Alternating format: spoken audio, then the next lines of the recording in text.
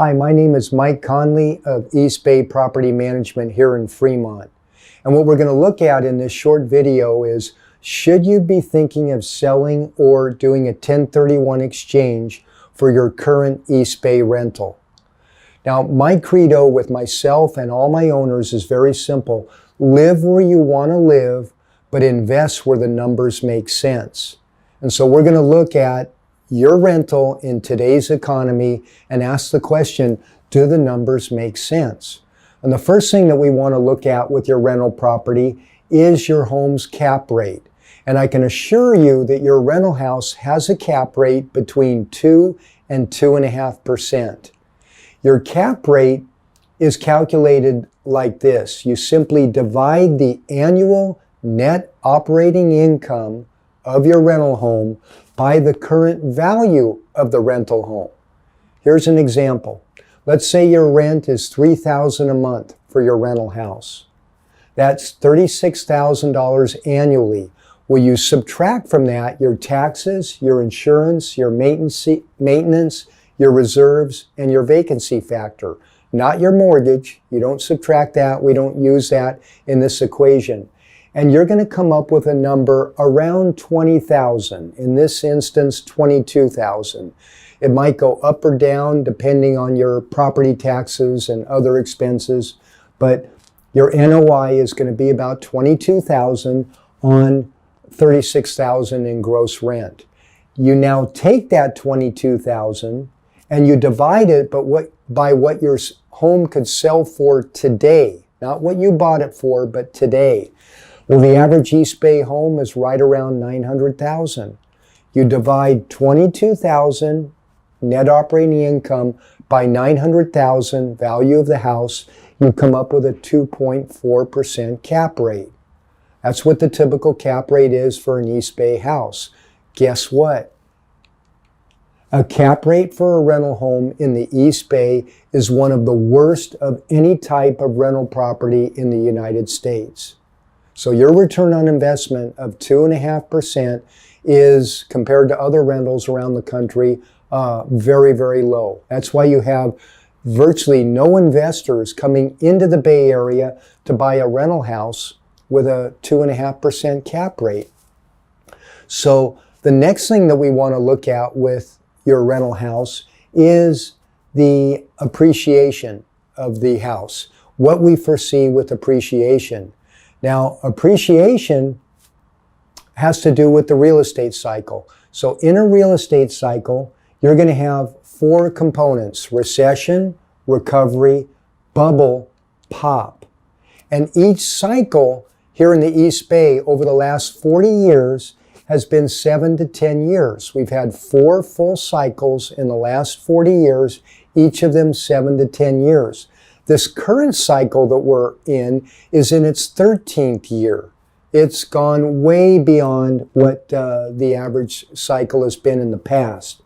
Many people that study real estate timing, that look at the affordability index and interest rates and housing starts and equity extraction, they feel that we are in a bubble. We've been hearing this word for the last several years, but many people believe that we're in the 8th inning and the bubble is about to pop. They're saying that the appreciation train has run its course. It's been great the last few years, but they don't see it over the next few years. In fact, they're seeing a pullback.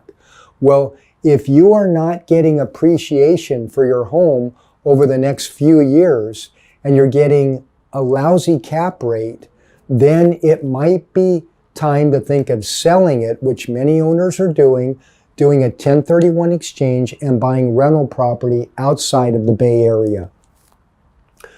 Now, what you have with any rental is what we call the sweet spot.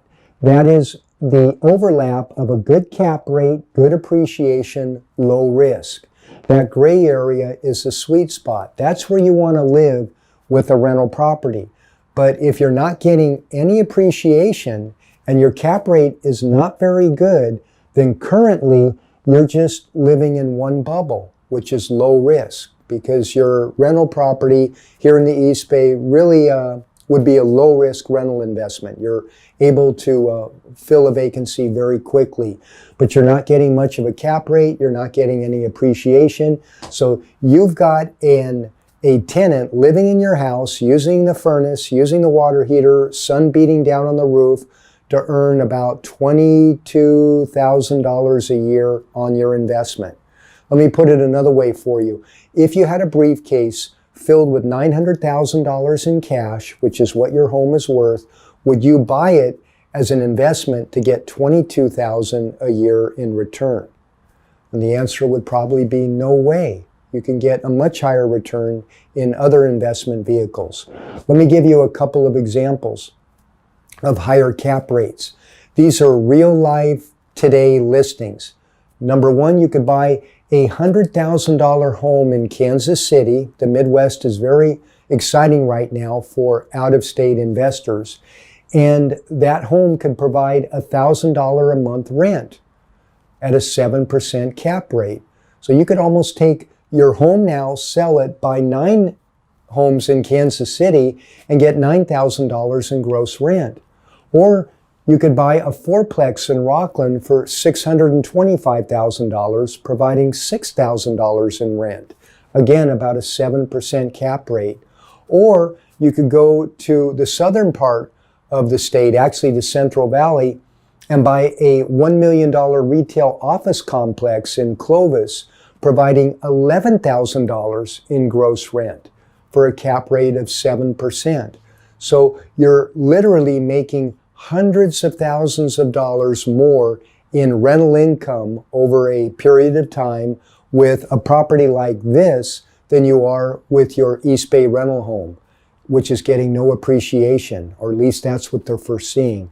So these are all reasons to consider a 1031 exchange where you sell your current rental house and invest in other rentals outside of the area. If you've got any questions regarding any of this, please give me a call, Mike Conley, at 510-996-3238. Thanks for watching.